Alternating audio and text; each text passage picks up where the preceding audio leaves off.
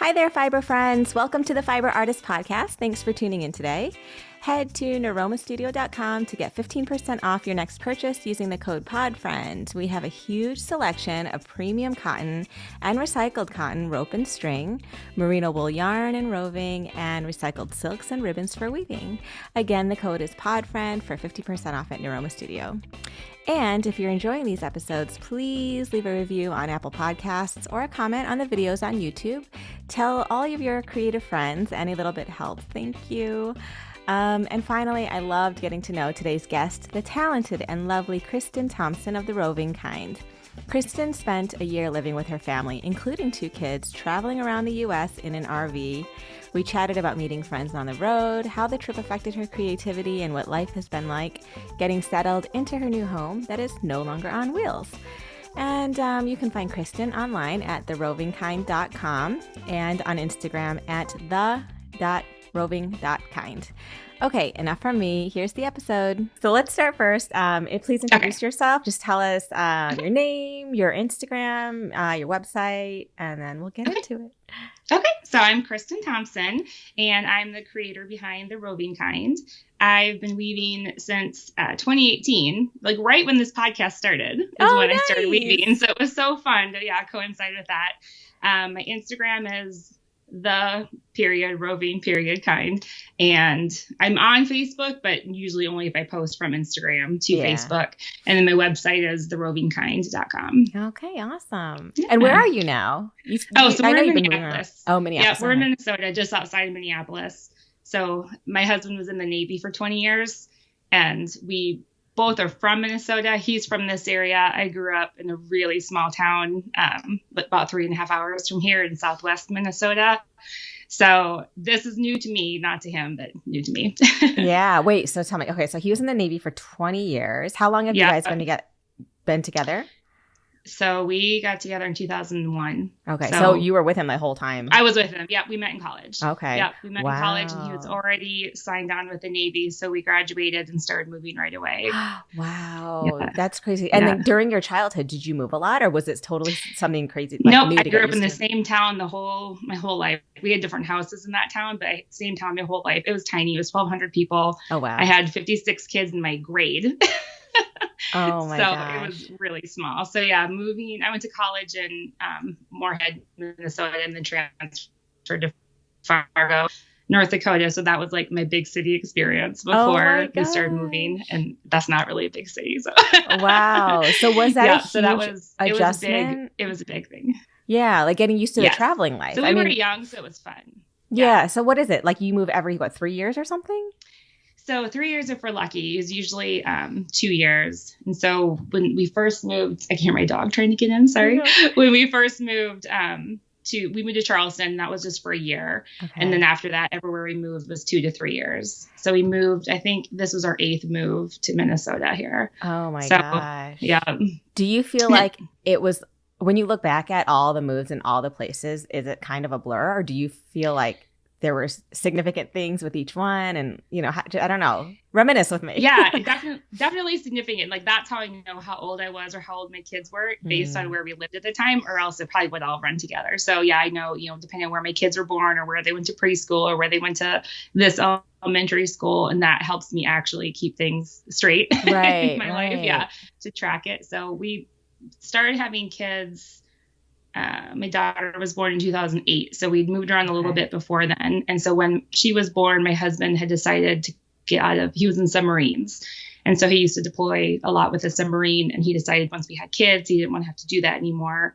And so he switched to a different department with the Navy. Mm-hmm. And then the joke was on us, because then he got sent on an 8-month deployment. So our kids were 1 and 4, but that was the last deployment he had to do. So where did he sucked, go? but it wasn't terrible. He went, they were off the shore of Iran on an aircraft carrier. How did you feel during that time?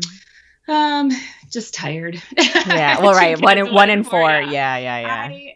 Since he's on his ship, they're safer. It's not usually anything to worry about. And when he deployed, he used to be in submarines. So I wasn't always worried because he wasn't interacting with anybody really except his own crew. So I wasn't too nervous. It was just, it's stressful. And I felt so bad for him being away from the kids because he missed everybody so much. So that really was the only thing, because our son was so little and difficult at that time. So when he came home, he kind of had to meet him all over again. Right. Wait, and if your daughter was 4, was there a preschool? Like, did you have her in preschool, or was she with you the whole time? Okay. I had her in preschool, and my mom came and stayed with us for probably half the time. She came for like 2 months and then came back again for 2 months. So that definitely helped to give me a break while he was gone to help. So did you have to be stationed somewhere on a base in the States at this time, or were you at home, or? Yep. So I stayed where we were just to keep the kids, continuous, and we had a house there and everything. So where were you? My mom would come to us. So at that point we were in Washington State when he had that long deployment. And that was actually the second time we lived in Washington State. So it was really familiar to me, which was really helpful since he left shortly after we moved there. So it was good that I already kind of knew the area and had some acquaintances there. So yeah. Well, I'm like a real homebody, and I've only moved, as far as like main locations or whatever, I lived in the city I was born basically until I turned 18. So I was in that house from basically my whole life until I went to college. And then I went to Chicago, stayed there for 2 years after graduation, and then moved to New York. And I've basically been here on the East Coast. New York, and then a bunch of places in New York. And then now I'm in New Jersey, but I feel like New Jersey is a way different thing because now I'm in the country of New Jersey. Yeah. But yeah, so I feel like I do not have that constant moving experience. Right. Do you I don't know, how was it for you, like socially and mentally? Do you like that? Because now you're very stationary. Right. Which is probably a whole new adjustment. It totally is. And I'm actually a person that doesn't handle change very well. So that doesn't make for a great military spouse. Yeah. Mostly I just need time to wrap my head around it. So if we got an assignment to go somewhere and then it changed, I'd already emotionally moved to that place. And so trying to wrap my head around it was like the worst thing ever, even though it wasn't a bad change. It was just I can't process. Yeah. As soon as you're settled into a place, you have to up and move.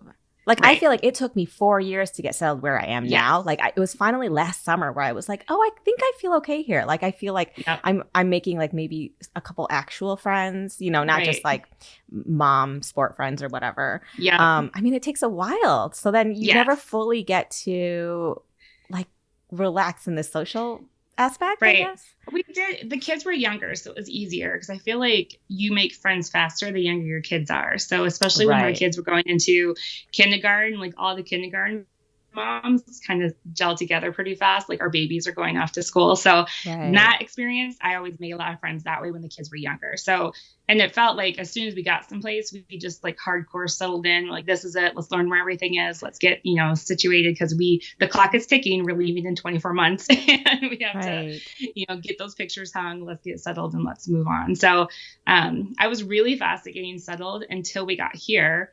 And so this has been harder because we don't have this, ticking clock, and my kids are older, so it's harder to meet people. I feel like, and we have some friends here too. And I'm also to the point where I'm like, I have friends. I don't. You don't need new ones. Look, I've got you, Cindy. I don't really need. Totally. It's harder to put yourself out there, I feel like. And so we do have friends in the area, which is partly why we moved back here, because we did have some friends and family. So it's slow, but it's, we have our time. We have time now to do it. Yeah. So when you're at a base, are your kids at regular public school, or are they on a base school? Yeah. Okay. Nope. So we actually never lived on base. It was always an option, but sometimes they had a really long wait list to get on to base housing, and I just didn't want to have to deal with that. So we always either rented or bought a house where we lived. Oh, wow. And so, and also kind of living on base can kind of come with a lot of drama, and I don't like drama. Yeah. So I kind of stayed away from those ladies when I could. Oh my God. So I cannot imagine the nightmare of buying a house. Yeah. Every 2 years. I understand you did both renting and buying. Yeah. But we did it if we were going to stay there for 3 years or more. So we owned a house in Omaha, Nebraska for 3 years. And then we just lived in Maryland. We got to be there for 4 years because my husband did 2 different. Yeah. It was the longest we'd ever been anywhere, actually. Wow. So we bought and sold that house. So it was easy because it's the places we lived were such high military turnover areas. Mm-hmm. So it was easy to have incoming people to sell it to. Oh, that's good. Yeah. I guess they kind of knew the deal. Yeah. Oh, wow. Yeah, exactly. Yeah. And what about your kids? So your kids are now, what, 14, 13, 14? 13 and 10 now. Okay. Yeah. And how was So it for them? Like having to leave their friends and all that stuff, was that hard for them? I mean, that's this a last stupid time question. was the hardest. Yeah. No, not at all. I mean, kids are so resilient. So every time we moved, they did a great job, and they always knew we were going to move. I know some families that wouldn't tell their kids until like right before it was time to go. And I always let my kids know, I'm like, we're only here for 2 years, and we can keep in touch and come back and visit, but this is the deal. Right. So being in Maryland for 4 years, that was definitely the hardest. So my daughter was 12, and the pandemic hit right at the end of our tour there. So all of a sudden they had stop to their school year and didn't get to see their friends, and then we moved. Oh, so they like barely got to say goodbye.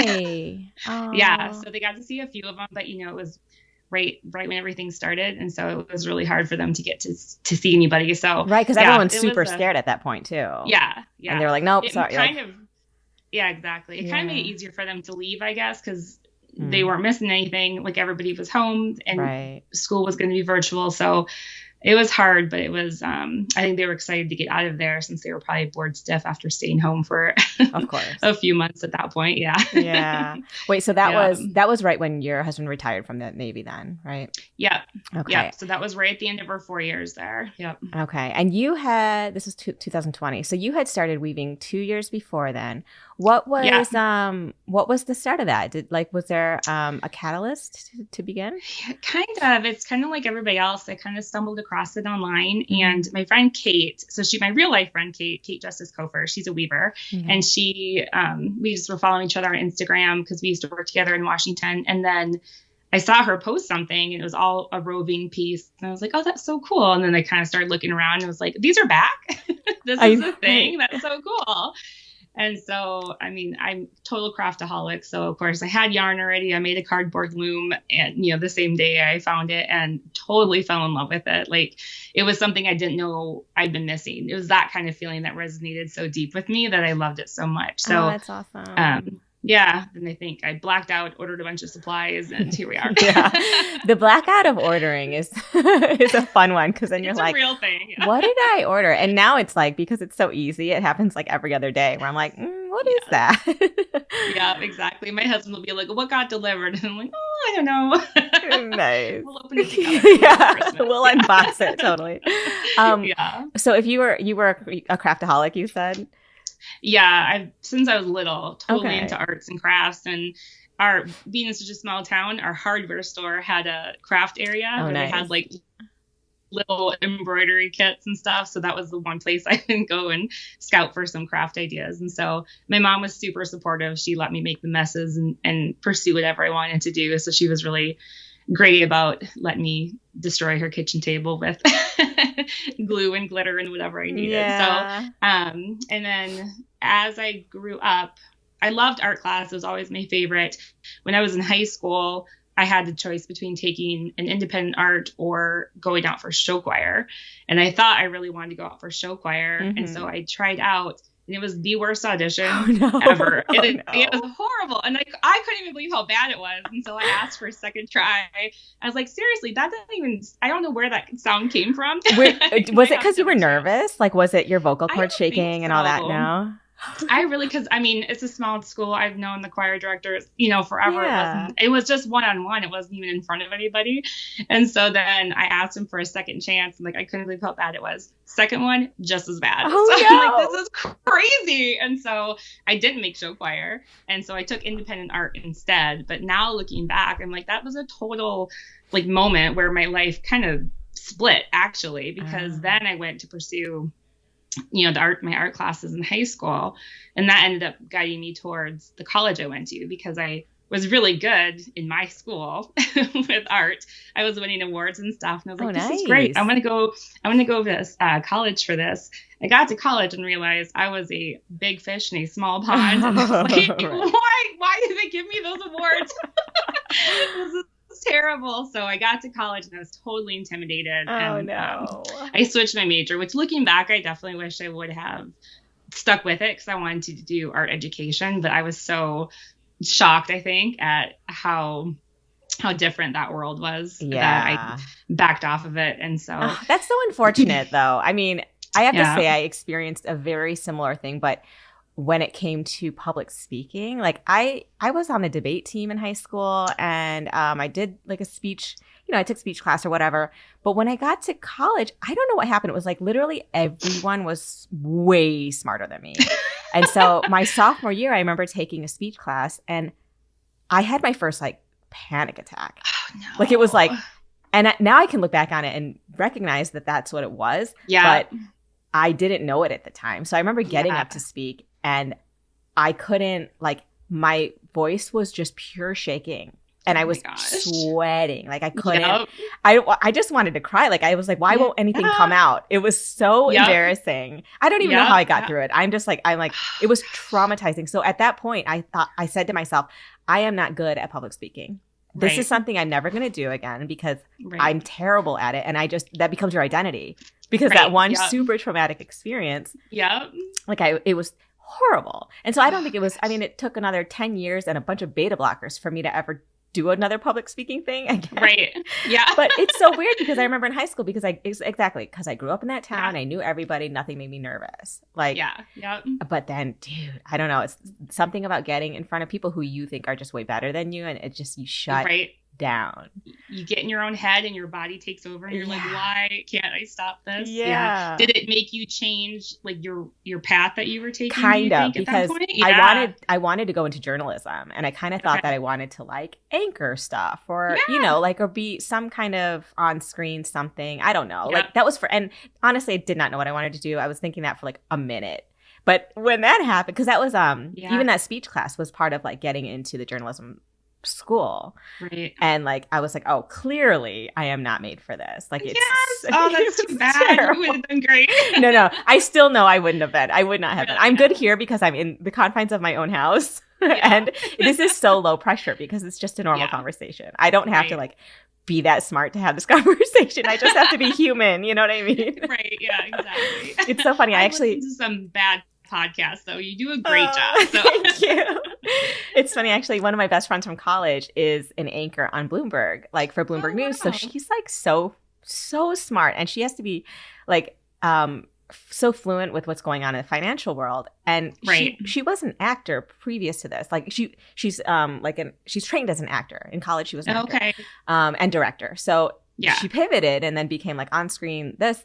But I'm like, every time I see her anchoring, I'm like, holy shit, she's amazing. Like I don't understand how I just don't get it. Like it's such a talent, to be able to speak so smart and smoothly. Like I stumble over my words like crazy when I do these podcasts, and I'm just like, oh, whatever, it's fine. But if you had to do that, like, I don't think so. On real TV, holy shit, nope, couldn't do it. You get used to it. I'm sure her early tapes are not that great. Like you just get better and better. So fake it till you make it, maybe. Yeah, totally. I mean, that's true of the podcast too, right? Like my first one, I was like, I remember listening and I was like, I am so excited to be in this community. I love this so much because I think Megan Shimmick maybe was the first guest you had. And it was just so cool listening to her talk about, her life and the thing. Like it wasn't just about fiber, right? It was about her life and how you talk to everybody about it. And I sound super nervous. I have anxiety too. So no, you do not sound nervous. You sound great. Okay, listening to other people talk about their anxiety and stuff, it was just so like, because I know we talk about a lot now, but a couple of years ago, maybe it wasn't that big of a conversation. So I tell everybody, I'm like, I'm on anxiety meds. You should be on it if you need to be. And it's not a secret at all. So I think it's just really great to hear people be honest about their life and what they've gone through and stuff. So, and I think what people use weaving for too, like how therapeutic it can be, or macrame or whatever their art is, how how therapeutic it can be for other people too, because that's how I felt when I found it. It was a total escape for me. It fit my Enneagram 7 perfectly.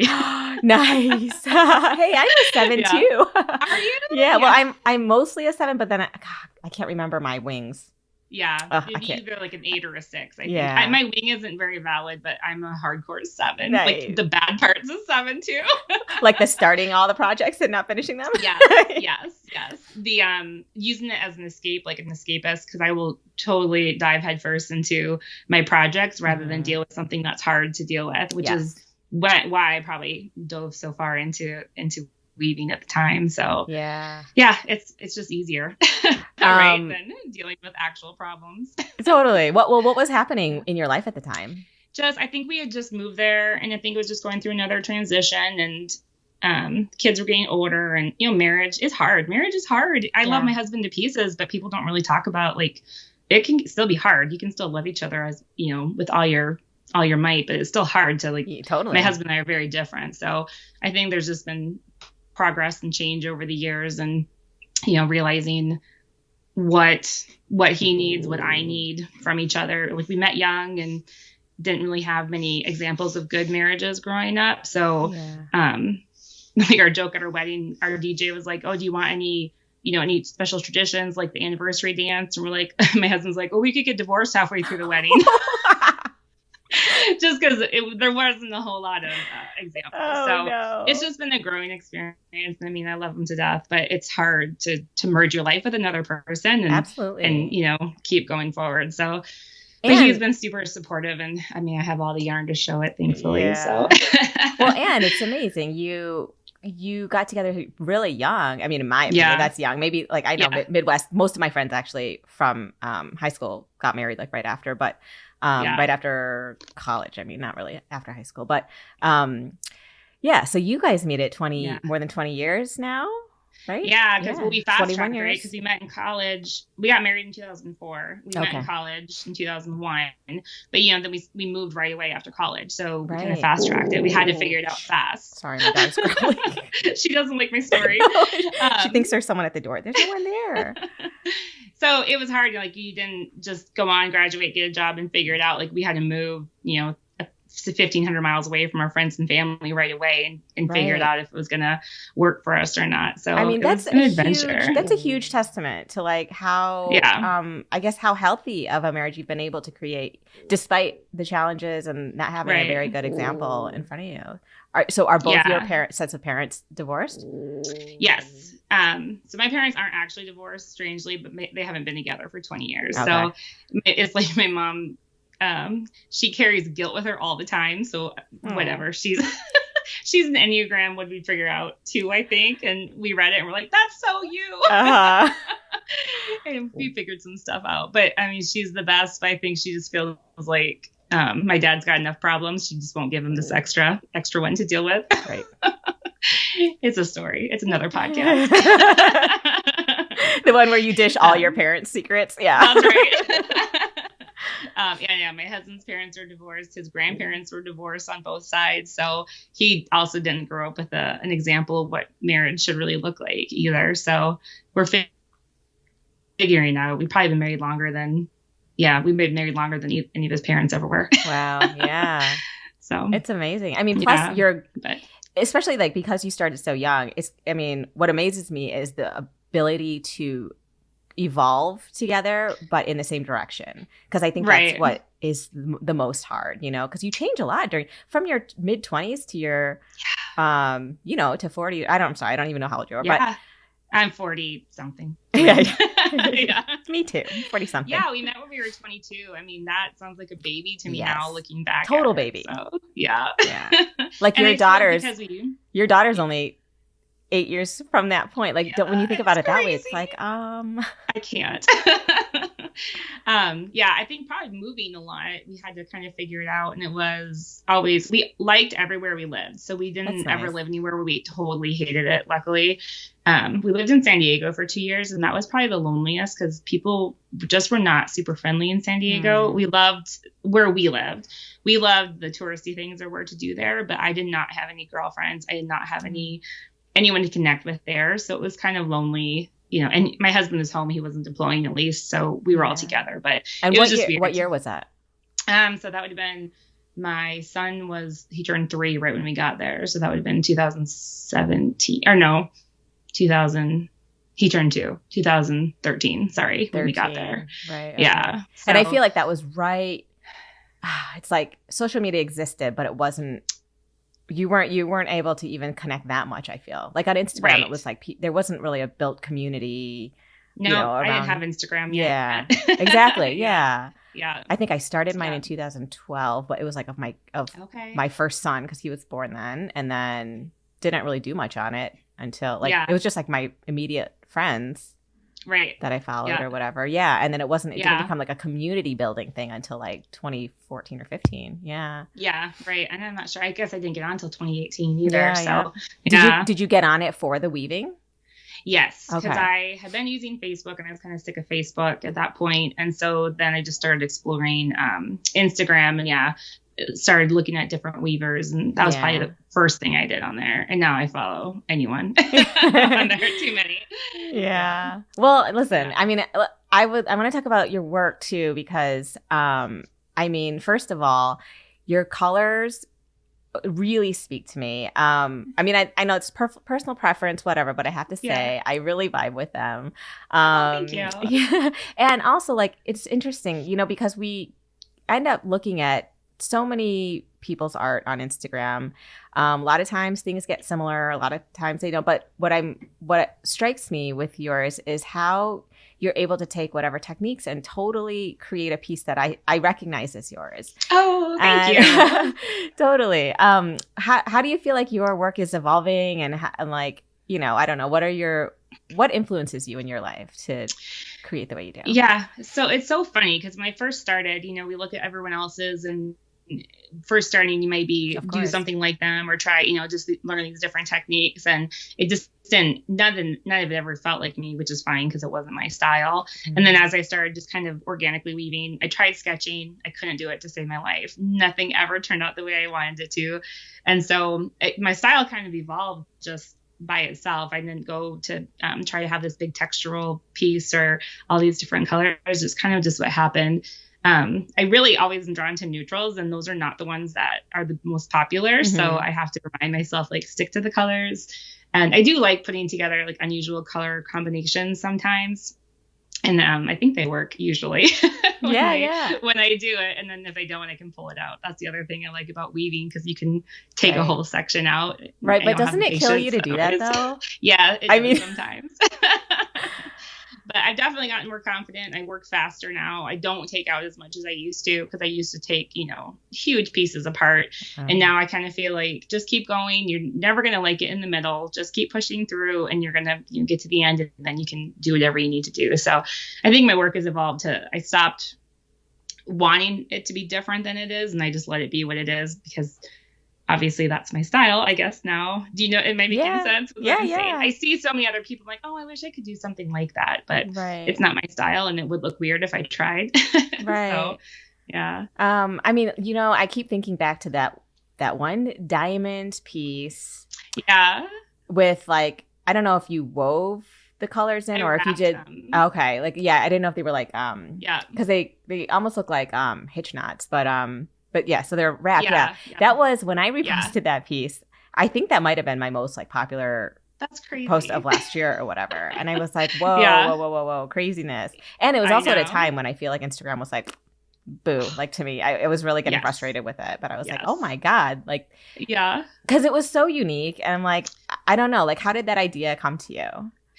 I just get weird ideas at the weirdest time, and I just try. So that I did sketch it out real fast, just the general idea, just to get it out of my head. So we were traveling at that point, and I think we might have been in the Southwest at that point. So just seeing a lot of the art down there and stuff, and I wanted to do something not tribal, not to be disrespectful, but you know, something along those lines that had a shape to it that was more, but still my style, because I still used all the colors I like to use, and just wanted to do something different. So that one it just kind of popped in my head, and I made it, and I should probably make more like that since it was so popular, but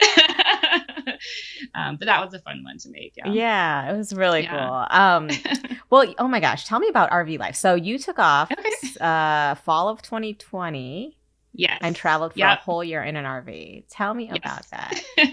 So so my husband was retiring from the Navy. So we had decided 2 years before that, actually, that we were going to do the trip, because we were going to have to be moving anyway. And he was going to be in between retiring and finding his next job. So we had an RV when the kids were 2 and 5, and we really liked it. It was just a smaller one. So we knew we liked to be in it and to go different places in it. So we had sold that one, and then we bought the one we traveled in a year before we were going to leave, which was good, because by the time we left, you couldn't catch a deal on Right. an RV anywhere. Oh my God, I know. Because everybody jumped in one. So we had it planned. And so when the pandemic hit, we're like, oh crap, what are we going to do? Because this doesn't look good. They were in the March, they were all shutting down, and people who were full-time travelers were having to find a place to go because all of the RV parks were shutting down for COVID. So we were kind of watching this happen. Shutting down. Yeah. And people had to leave. And some people don't have a place to go because this is their full-time, lifestyle.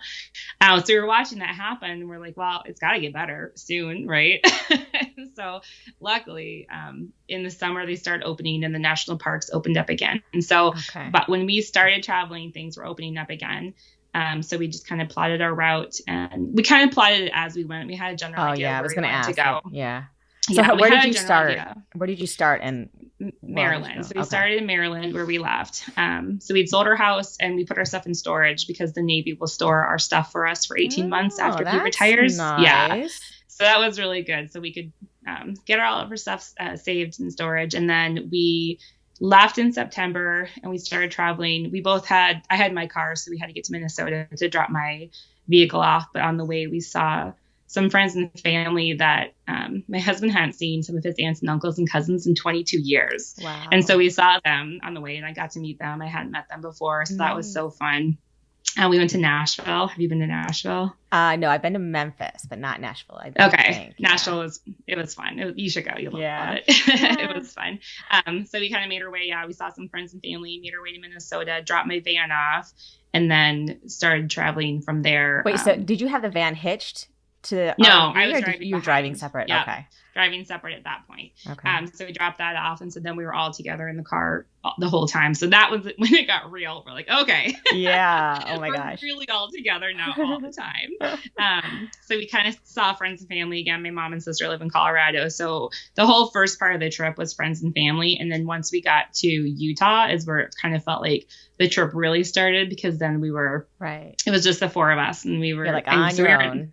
Yes. So we were in Utah in October, which was the perfect time to be there because it wasn't too hot and it wasn't tourist season.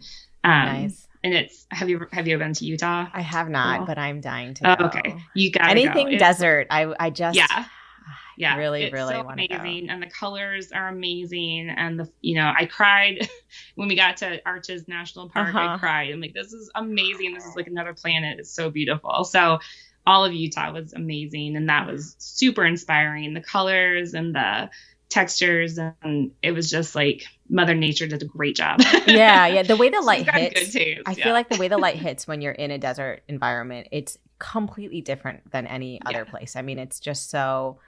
I mean, I guess it's the color, and I don't know, like just the way you're right, textures. I think it's like the way it hits the sand or whatever. I mean, there's just something so magical about it. Yeah.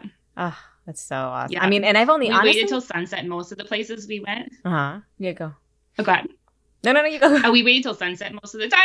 Sorry, delay. We waited until sunset most of the time, and it was just amazing how different it looks based on when you're there in the bright sunshine and the way everything shifts and changes. So if you guys ever go to national park, always wait till the stay for sunset it's too. amazing. Oh, yeah. The only experience I have was the first one was Marfa, which I'm sure you've heard me rave about on the it's why I went podcast. to Marfa. Oh yay. Yeah.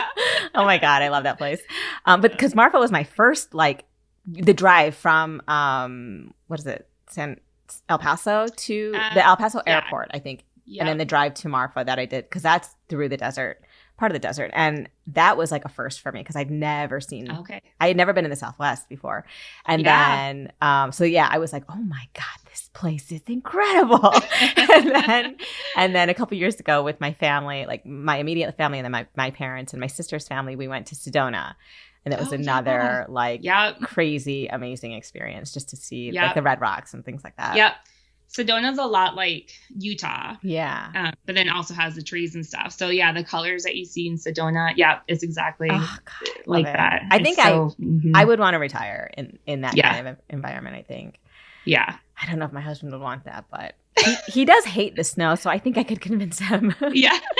You're thinking Texas, right? You just got to go to the... I don't know about for retirement. That's just for... I don't know. That's just for right now. Yeah, I guess. I'm not loving the idea at the moment, but it's still on the table. We just haven't found a place that we like is good for us because we don't want the HOA thing, and then we need an extra like an outbuilding if I want to continue to keep the business like in house. So there's that, and then we want a pool. So then there's that. So I don't know. It's really hard to find. I can't believe you have enough room for your business at your house. Oh my God. It's an atrocity right now. I'm like embarrassed. You know, there are sellers who have amazing setups, or maybe that's just all we see on Instagram, but they're so tidy and perfect. And I am so jealous. Like I keep buying more product because I'm like, I want to offer different things. And I have stuff on the floor, we have a little air hockey table. It's completely covered in rope and yarn. There's no room anymore. And it's a really sad sight. And like, I have a person who helps me like twice a week. Mm-hmm. I mean, and she can't even tackle it. It's terrible. So okay. I mean, creative. If you're creative, that's the way it is. I know, like I know where everything is. You know, like I know where it is. But you could take an Instagram picture of that one corner where everything's perfect. You'd be like, just another day in paradise. I used to have that corner. It's gone. It's totally gone now. It's terrible. But so we would need like another building. I don't know. We'll see. But keep your options open, right? Exactly. Okay, so tell me more about the trip, and also. Were you? So you were weaving during this whole time. Were you just like weaving on your lap? So bless my husband, he let me take a ton of supplies with me. So our RV had a lot of good storage. It was 36 feet long, and we bought a bigger one, knowing that we were going to live in it. So it had a kitchen island. It had the kids had their own bunk room. We had our own bedroom, and so it was great space for all of us. Yeah. And so under our dinette, all the cushions, you could lift them up, and then it had storage underneath that. So I took up half of that with all my yarn, and then I took looms and stuff, and they went under our bed in our bedroom because our bed would lift up. And so I could store stuff under there. And then all my spools of string kind of fit around our bed because the mattress had like a hangover on it. And so I didn't, it was pretty, all those colors, right? They'd roll around when we'd get back into the RV after traveling, then they'd kind of have shifted. But for the most part, it worked well to keep all my supplies there. The only pain was then every time I wanted to make something, I had to pull everything out and then put everything away. Because like one thing out of place in the RV and the whole place looks like a mess, right? Because it's so small. Right. So I got really good at, taking out, putting away. And we had all ride in the truck when we traveled because it wasn't a drivable RV. So, so I only could weave because my husband has an anti-weaving rule when we're traveling because of all the fiber that goes everywhere. In the car when there's just like little dust bunnies everywhere. Yeah. Everywhere. He's like, this is getting in your lungs every day. Look at my filter. This is what you do every day. He like wears an N95, not for COVID, but for like weaving fuzz. Right. In the car. Exactly. Right. I saw Ashton was asking for air purifier ideas the other day. I'm like, that's probably a good idea to have nearby. So I would just weave, but I had such an easy time weaving when we were traveling because our world was so much smaller. We didn't have practices. We didn't have a crazy schedule. I was homeschooling the kids, but that only took a few hours a day. Mm-hmm. And then we would, go out and see where we were, and we tried to stay everywhere for like a week if we could, just to give ourselves some days to do school and some days to go travel or to go, explore the area. Mm-hmm. And so what do you do? Do you stay at an RV park at each place? And what is it? So, please excuse my stupidity. I literally have no idea what this lifestyle is like. So would you shower and stuff at the RV parks? No, we were a totally contained unit. So we had a bathroom, we had a shower, we have everything. Like we don't have to leave. We hook up to water and sewer and everything at our site. Okay. So my husband, when we pull in, my husband will hook everything up. You plug into electricity, you hook up the sewer and water and everything. And we had slides that came out and in. So if you've ever seen an RV where they expand it, so it tucks in for traveling and then expands when you're there. So cool. It was pretty spacious in there. You poop in the RV? Yep. If you're like on the road though, are you like, let's try not to poop in the RV or like, and go to a rest area, or I don't know if it ever you just go when you came up. Yeah. So you could if you had to, because you're not hooked up to water at that point, but you have a pump. I was trying to think of how. So we have a pump. So sometimes if we all had to go to the bathroom, we would stop rather than use like a dirty gas station along the highway. Yeah. So yeah, it was easy. So It's like cousin See, Eddie, logistics. right? Like my head goes to like these minute, like little Yep. logistics. But like I say it's minute, but really it's my happiness that day. Like if I, Yeah. you know what I mean? If you don't Because you're alone. at your normal time every day, Yeah, then you're kind of yeah. grumpy. I don't know about you. That's how I Yeah. am, you know? Well, a lot of people get the like if you go on vacation, you can't go until you get Yeah, home exactly. again. So, Exactly. yeah. It's like that first night in a That's hotel, funny. you don't sleep well, like that whole thing. Yeah. Yeah. Everyone can hear you because they're right outside the door. Exactly. Yeah. Wait, yeah. How did you? Ours, it wasn't like that because ours was up the hallway, so it was not right next to everybody. So that was we had all these things in mind. We were looking at the layout of the RV. We're like, what's the practical use day to day? 4 of us sharing one. Right. Oh my God, how big is this mansion? I don't understand. So like you can even have like sexy time and your kids are right there? Because the kids weren't right there. They were down the hall. And so hallway. it's just, there was separation. So it Okay. worked. Yeah. Yeah. Wow. So yeah, I sound like such an idiot. I'm like, whoa. No, you don't. No. It's totally different. If you've never done it, if you've never been in that world, it's totally different. Yeah. So that's funny. That's all right. Some people travel in much smaller ones that don't have like doors and separating their bedrooms and stuff. Well, and like that was.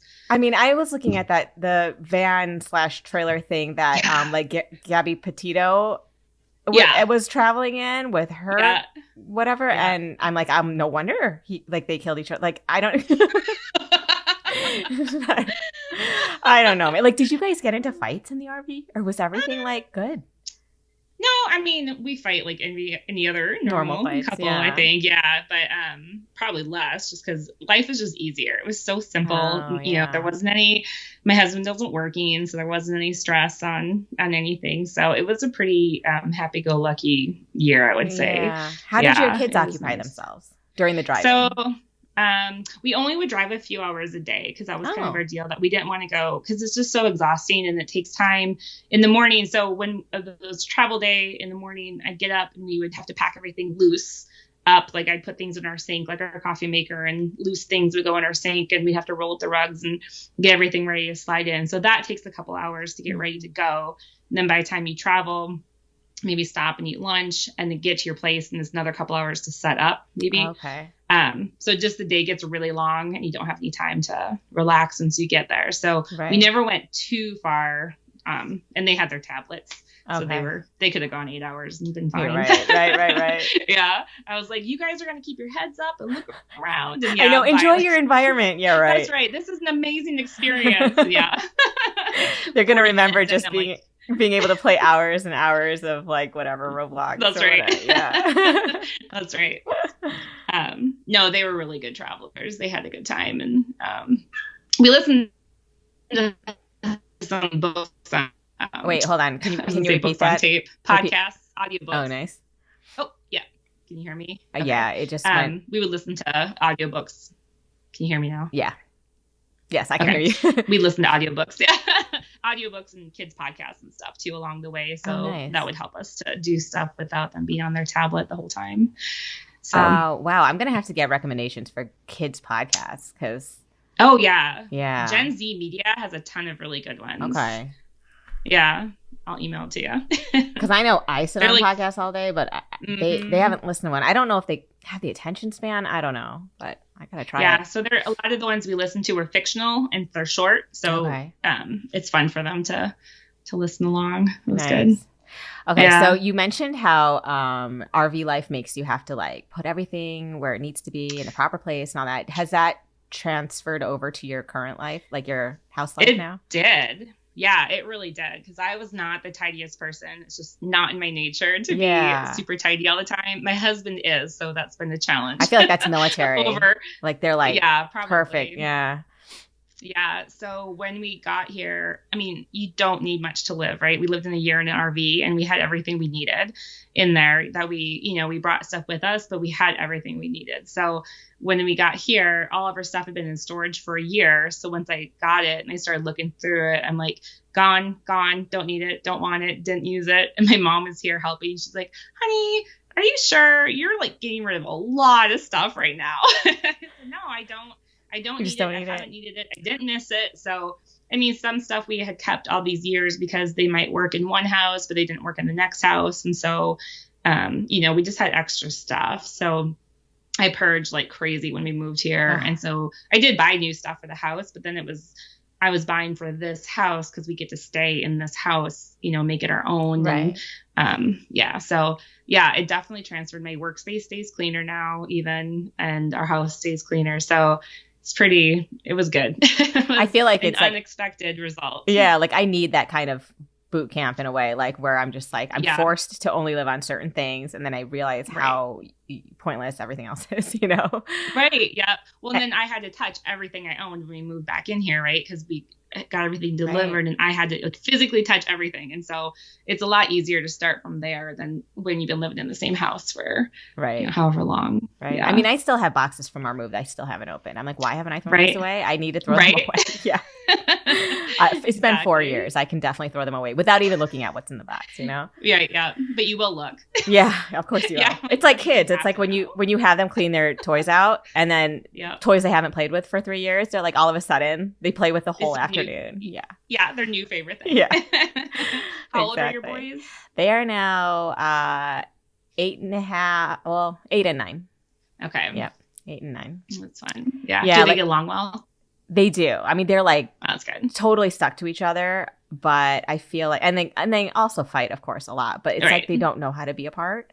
So we have to force them to spend time apart because as soon as they start fighting, we're like, oh, obviously they're sick of each other, but they don't even want to be in different rooms.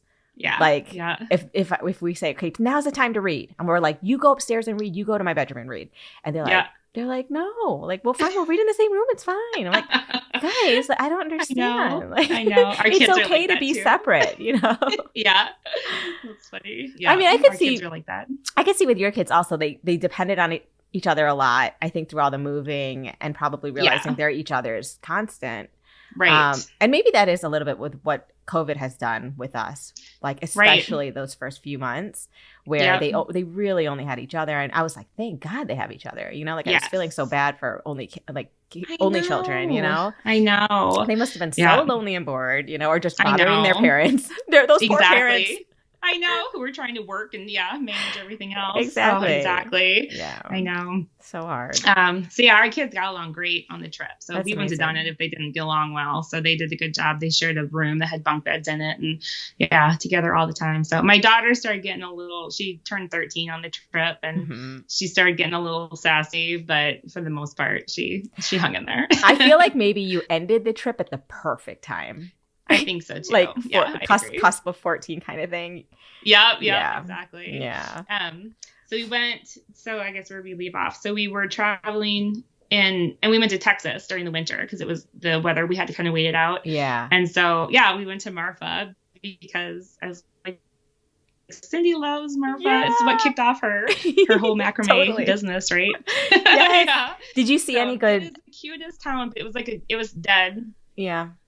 Because it was winter. Sorry, everything was closed because of COVID. So, yeah. Oh, my God. So you couldn't even, you didn't go to, Chinati Foundation or the Judd Foundation or anything? Oh, no. No, it was closed. Sucks. But just the town had such a cute vibe to it. Yeah. And there was still some shops were open and some restaurants were open. So I can just imagine what an amazing place that is when it's full of life and people buzzing around. Yeah, I would love to go back. It's so cute. I mean, to be honest, even when I went, I'm going to say it was February or March, but it was still cold. Like I remember there was frost on my windshield when I came out.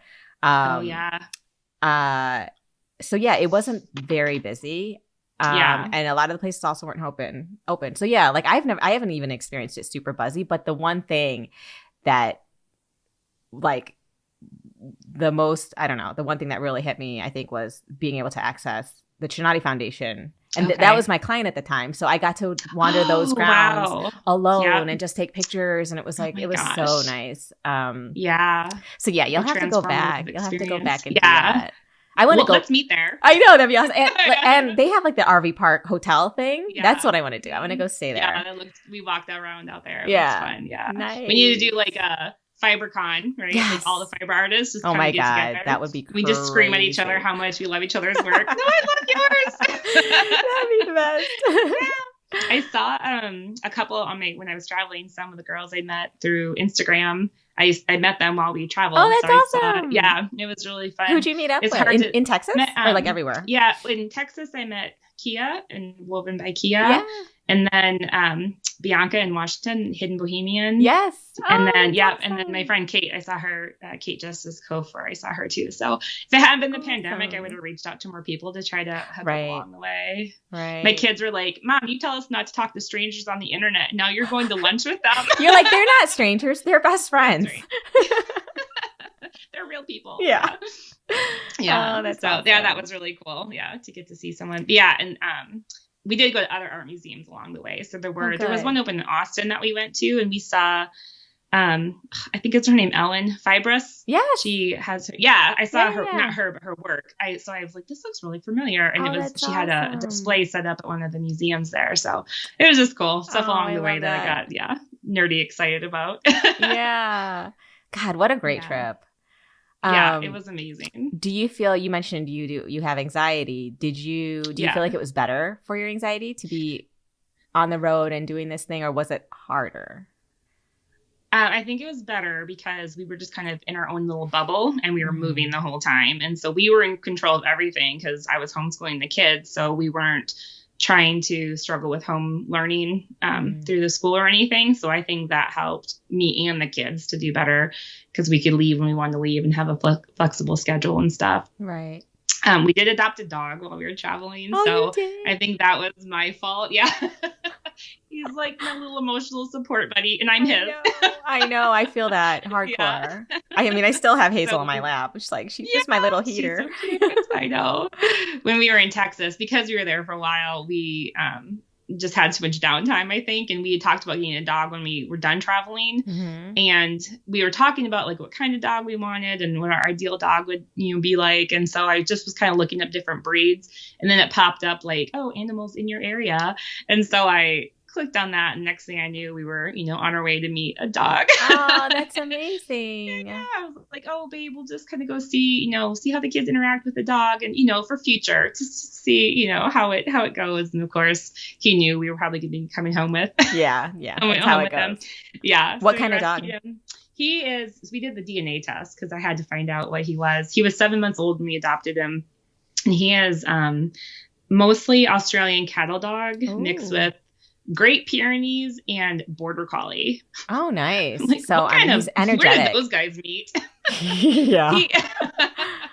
He is, but he's not too bad. Like a couple walks a day or playing in the yard, and he's good to go. So he's really sweet. Yeah, he's really sweet. And I mean, poor dog. We adopted him, and he lived in an RV. But he's a herder. So for that's him, what I was thinking, his dream come true that we were all in the same place at the same time. Because when we got to the house, then he starts to bite our ankles to get us all back together again. Because he's, God, how funny.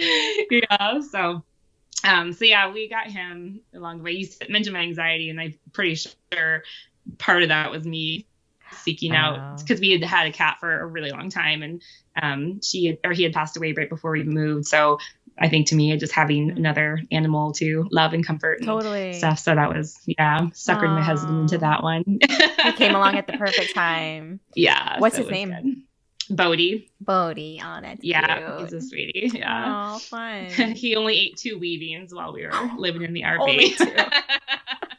My own fault, I'm sure. Yeah. That's not bad. That's not bad. Especially because he was still little, still teething at that point, right? He was, yeah. So, and he learned his limits. Now he hangs out in my studio with me, and he's good. Oh, yeah. Cute. Yeah. Did your kids were sitting there the whole time also watching you weave. Do you have either of them tried or wanted to pick up? Yeah. Yep, they both know how to weave. When I first started, I also taught classes in 2019, I think. I taught quite a few classes. Mm-hmm. And my daughter would come along and help. Like, I'd show everybody the technique, and then she would walk around and help people. She loved it. Oh, nice. So it was really cool. Yeah, so she'd like to do that. She's very artistic. They're both really creative, artistic kids. Mm-hmm. And I talk about my high school blue ribbons. Her work at 13, like, blows them out of the water. That's amazing. I will never show you my work from high school. Like, it's embarrassing. But yeah, they're both very creative kids, so that's fun to watch them. Yeah, to see where they go with that. Yeah, so yeah, the my son is actually really good. If I hold a weaving up to him, like, what do you think? Do you think I should change anything or do this or that? And he gives awesome feedback. Oh my God, that's amazing. He has a really good eye. Yeah. So there's a lot of pieces that ended up the way they did because, his suggestion of something or other. I love so that. it's very cool. Yeah. It must feel really validating and like empowering for him too, to be like, yeah, like when your mom, not just any adult, but like your mom takes your advice on something that she's been working on for hours. Right. You know what I mean? Yeah. It's like, it's a big deal. That's awesome. Yeah, I think so. Oh, I love that. Yeah. So how do you I can understand homeschooling like little kids, but when you're doing 13, 14, does it get hard? Like, I don't remember half the math is what I'm talking about. Like, so I got to pick my own curriculum. I did it through our county. So I just checked in with them twice in a year and they did a review of me each time. But we got to pick our own curriculum. So have you ever heard of Khan Academy? Oh, yeah. Yeah. Yeah. So they actually they did Khan Academy. Oh. So I just sat with them and I didn't have to do it, teach it to them. Like I could review it after I learned it. Yeah. But I didn't have to actually teach it to them. So my daughter was super independent. She was good. I could give her, like I signed all her stuff to her during the day and she would just kind of go off and do it. And then I would just look at it later. That's amazing. And then my son was different. I think for him, it was hard for him to, adjust to being in the same room where you hang out and you play and you watch TV and now it's your school room. Because I know a lot of people who do it in their home have a whole different room where they homeschool, right? So it's totally separate. But in our RV, we were all in the same room doing stuff. So it was harder for him. He's a really smart kid, but he just did not love that format. It's a hard format, yeah. But like I said, we only had to do a few hours a day and it was easy.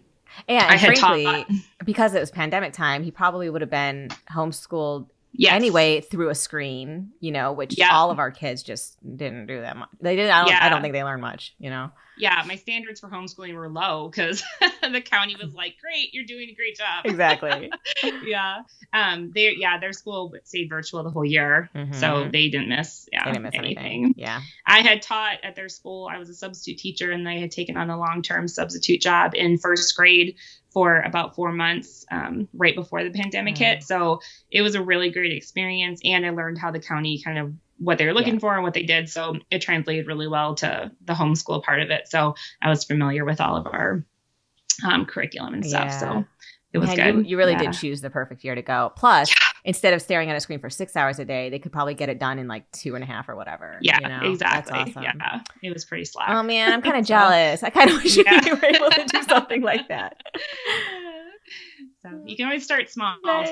Take a couple months break. Yeah. It's funny. My husband actually recently mentioned the idea of an RV, and I was like much later, I think. Yeah. When the kids are not with us anymore, like when they're in college or something.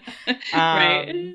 Because I was like, babe, they get home right now, like they get home at 4:00, and then I take them to whatever activity they have, and then they're home from like basically 7 to 8 before they have to shower and like start getting ready for bed.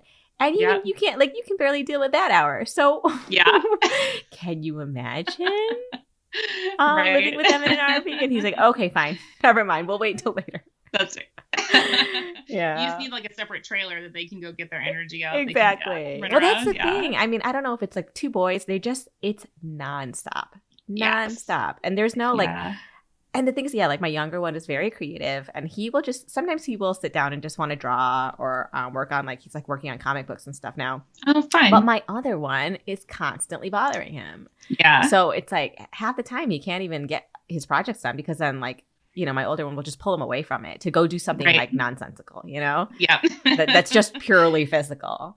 Yeah. So, exactly. There is a different energy with boys. That is for sure. It's crazy. Yeah. It's WrestleMania constantly. Yeah.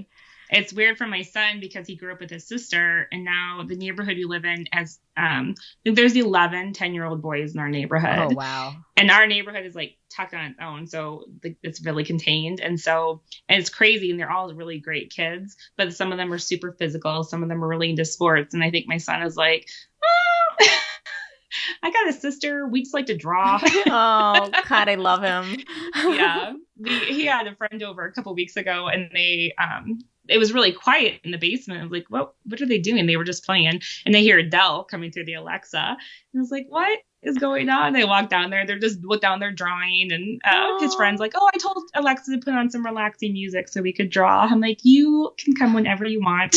That's amazing. Oh, I love It's it. funny. Yeah. But yeah, boys who grow up with sisters are very different than boys who grew up with brothers. Yeah. I'd say. Yeah, I think so. Yeah. Wait, so That's how long funny. have you been back in Minnesota? So we got here in June. So in July. It's been a while. We lived in the trailer an entire year. We traveled for about 9 months of that. And so we moved into this house, in July. Okay. So are you feeling settled in? I guess it's been half a year. I'm still getting, sorry. Yanked my headphone out. Getting there now. It's weird because like I said, in the past, when we moved with the Navy, it was hurry, hurry, hurry, get settled. Right. And here it definitely feels weird. Like, oh, we're actually going to stay here. This is we're going to get to, be here for a long time. Right. So it's harder to feel settled, even though it's a familiar place. And I think my daughter's 13 and being in a new school in 8th grade. And I think I feel her unsettledness as well. So it's been hard, and I think I just need to give myself some slack and maybe give myself 2 years to really, settle in, I think. Yeah, for sure. And also COVID is still happening. So it's not making anything easier in terms of like trying to, meet people and feel like you have a support system. And like, luckily it sounds like your parents are close or your mom is close by. Nope, they live in Colorado. Oh, she lives in Colorado. Okay. Yeah. But she travels and stays here sometimes. Yeah. So my father-in-law lives here and my brother lives a few hours from here. So we do get to see them, but it's weird times for sure. And is your husband transitioning to his new life okay? I think it's a big so. difference for him, right? Huge transition. Yeah. He started working before we moved into the house, which made it even harder, I think, for him because I was kind of on my own to get things settled because he was already working. Right. But he works from home now, so that was a transition for him too because he used to go in every day. So he's here every day, which is good for him. I mean, we got used to being around each other in the RV. It's probably a good thing because it's not super easy all the time. But it's good for him that he doesn't have to go in. And that's probably kept us healthier as well. Yeah. Does your husband work from home too? He does. Yeah. And he used to do, he's a cinematographer by trade. But when COVID hit, there were just like no jobs, right? There were no productions happening. But then what happened is he's gotten so used to being home, and then he started he actually started his own YouTube channel. He's like with a friend of his. They're doing like financial analyst kind of stuff, which is interesting because he just dove deep down into it at the I guess it was right before the pandemic maybe. I just noticed he was watching a lot of YouTube, and I was like, what's happening? Like a lot. And then I didn't realize, but he was planting seeds for starting his own thing. So so it's crazy though because he's home all the time, which is great because he can help with the kids and stuff. And it's nice. You know what I worry though about is my kids. They see me work, like they see me packing boxes or whatever. Right. So they see that, but they don't see like two parents going off to work and oh, sure. You know what I mean? Like I saw my dad go to work every single day, and there was just this mentality around that lifestyle of trying to be productive and supporting a family. They just see us at home in our pajamas, all day long, basically. Growing up is fine. Exactly. So I seriously wonder, when they get older, are they going to feel this internal desire to go, quote unquote, go out and get a job? Right. You know what I mean? Yeah. I think they think life just comes, it's easy and it just comes and you just make money and, I don't think they have any clue. I think that's how a lot of people are these days. Exactly. That's what they think. Yeah. I know. I heard people are just quitting their jobs left and right. Yes. Yeah. I'm like, oh. I know, but where are they going? I don't know. I have no idea. I guess the next 2 years or something is going to really reveal what what this pandemic's done and how it's affected our country. And I guess. Yeah. Pandemic plus politics, which I won't get into, but who knows? I know it's going to be an interesting next. You and I are on the same page. Yeah. On that, so, yeah. Crazy. Yeah. I'm ready for the next. I hope this is a better year for sure for everybody. Me too. I know. We've avoided getting sick. I don't know how. Like, it's all around us right now. It's like narrowing in. I know. And we're in a really rural place, but still so many people have already gotten sick. I'm just like, oh, okay. I'm like, it's happening. At some point, it's going to happen, especially with the kids being back in school. And we get notices, every day of like how many kids tested positive, blah, blah, blah. So I'm like, okay, at some point, it's just going to happen. And crossing my fingers, whatever comes in is Omicron, and nothing, hopefully not something super severe. Exactly. But yeah, it's crazy. Yeah. Our school stopped because there were so many coming in. They're just like, forget it. Oh, they stopped even telling you guys? They stopped telling us because they're just like, we can't keep up. This is ridiculous. No. Yeah. They gave out free test kits and they're just like, do what you can. Yeah. So you guys didn't close down at all after New Year's? Nope. We've been open the whole time. Good. That's good. Yeah. My kids went back for 1.5 days and then they were like, we're shutting it down. Oh my gosh. Yeah. Well, they just can't get enough bodies in the schools to. Yeah. I know it was exactly. It was like a lot of teachers were out and then like subs were either sick or not willing to come in. So then it was just like, I can't do it. Yeah. Oh gosh. Hard times. I hope they stay. Yeah. Me too. For everybody. Yeah. Yeah. So, yeah. So anxiety wise, how are you feeling these days? I'm okay. I get really anxious, like talking. I was so excited to talk today, but I know I probably was shaking the whole time. No, not at all. Not even a little bit. Like, you're great. Yeah, that's what I feel like. So the anxiety I get is usually irrational anxiety. Like I get really worried about something really bad happening that's totally out of my control. And then I'll just keep thinking about that. Or I'll just have, just in social situations, I get really anxious, and that's all new for me because it never used to be like that. So I don't really know where it comes from. It's just like my body has plans that I didn't agree to. Right? Did you have postpartum anxiety or postpartum depression? No, I didn't. Anxiety more started as the kids were kind of getting older, and I think once they started leaving, my bubble, I think I started to get more worried about things. And then I don't know where the social part came in, like why I get so nervous. Even if I'm having a good time or someone I know well, I start to get really shaky and nervous. And it drives me crazy because I'm like, stop betraying me, body. I'm happy to be here, right? Yeah. So, interesting. Do you drink? Do you drink alcohol? Yeah, but I shouldn't when I'm taking those meds because it definitely it affects me a little bit more. Yeah. Okay. I think I'm going to switch my meds because I feel like I'm more, I feel more flat sometimes, like kind of depressed and flat. And I have, I don't know if depressed is even the right word. Just flat. Just like a malaise. Just blah. Yeah. Yeah. And I didn't used to feel like that. So I just kind of want to get back to feeling even keel and not super emotional. I had like real high highs and lows too, like an emotional roller coaster. My husband can tell you that in another podcast, right? So that was kind of the first reason I went on medication because especially like around my time of the month, my highs and lows were just like nobody could be around me. Dude, hormones are no joke. I mean, I feel like they dictate 99% of our personalities in a way. Yes. Yes. Yeah. And it's like, I know I'm being irrational. I know why I'm feeling like this, but it feels so real. Yeah. Like this hot, and it is real in my belly. It is real. I'm not really this mad at you. Yeah. I'm just, but I feel like this hot rage in my belly listening to you chew. And I'm going to need bail money if you don't shut your mouth. So, so it's just, I hate it. And I just kind of I need to probably try something else to try even it out a little bit so that social anxiety doesn't get to me so bad. And, what's the medication that you're on right now? It's, duloxetine. So it's like a generic form of Cymbalta. Okay. So it's something you take daily, not just acute, not for not like a Xanax. Right. You would take it. Okay. Right. I wanted something that would still kind of keep me, I guess, not too flat, but I don't really need to feel a big feeling. So I'm like, whatever, just put me on something now. I'm 43. There's nothing to be happy about anyway. I just want to have a good time. So that's interesting. The social situation. I thought once you found what's that?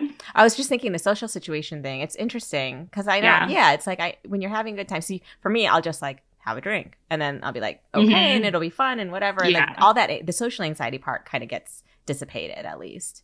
But I do find like if it's one-on-one, I love it. It's perfect. It's fine. But if I'm at a party, like we went to what party was it? We went to some neighborhood party or something in the fall, and I was like, what are we like? I just didn't even know how to start a conversation with people. It was just so weird. So I like stuck to my husband. Weird? Like I was like, this is. And then after I had like a drink or two, I was okay. But like in the beginning, I was like, I don't even know who to talk to or what to talk about it was like people in the community that were like baseball parents and people like that, right? Who you'd see at games and just whatever. Yeah, not talk about. But I just don't like. I hate small talk, and those parties are all small talk. I'm like, this is so stupid. I hate this. Yeah, and I just feel like it's a lot of judging and a lot of not real, sincere conversations. Like I will dive in. Like, what's the worst thing that happened in your childhood? Yes, exactly. Like, what makes you you? Yeah, exactly. I know we went to like a neighborhood thing here, and I came home and cried because I had such a hard time talking, and my husband didn't know because I was just like faking it as best I could.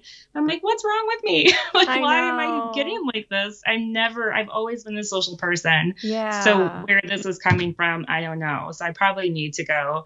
I've been on the same medication for several years. And I guess I thought once I found something that I thought, made me feel better, but it changes, right? Yeah, so you got to kind of tweak it and then just need to. Plus, I think hormonally we change too. Like it's like, I don't know if you're even close to perimenopause or anything like that, but that definitely changes everything. It for sure can. Yeah. So I'm not looking forward to that. Girl. Yeah.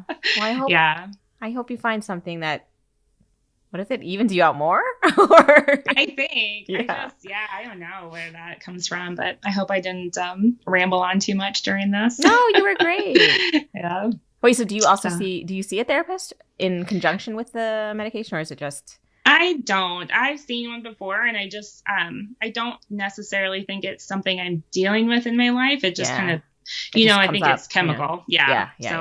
I just really probably need to find someone or the right combination, I guess. Yeah, of course. Well, I hope you find it. I think you will, but thanks. At least you're not ignoring it and just letting things happen. Yeah. So that's good. Exactly. All right. Oh my gosh. Well, I so loved getting to know you. Thank you so much again for doing this. Thank you. This is a dream come true. Thanks for having me on. So nice. All right. And I will be seeing you on Instagram for sure. And sounds good. Yeah. I'll talk to you soon. Okay. Bye. Check the show notes of each episode to get the website and Instagram for each of the fiber artists I speak with. Be sure to give them a follow. And you can view video from this podcast on neromastudio.com/thefiberartistpodcast. If you enjoy the Fiber Artist Podcast, go to Apple Podcasts to subscribe, rate, and review. Thank you for listening.